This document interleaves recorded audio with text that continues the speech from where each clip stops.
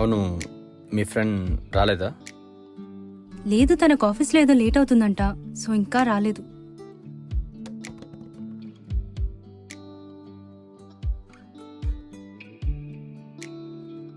You మర్చిపోయాను, మొన్నేదో చెప్తా అని చెప్పలేదు. ఎస్కేప్ అయ్యావు బాగా. ఇప్పుడు చెప్పు నువ్వు. అబ్బా ఐషు, అలాంటిదేం లేదు చెప్పడానికి. ఇప్పుడన్నా చెప్పే, ఎంతకన్నా మంచి అవకాశం రాదు.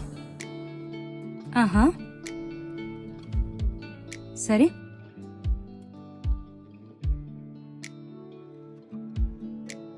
అవును, నువ్వు ఎవరినో ఇష్టపడ్డా అన్నావు. ఎవరతను?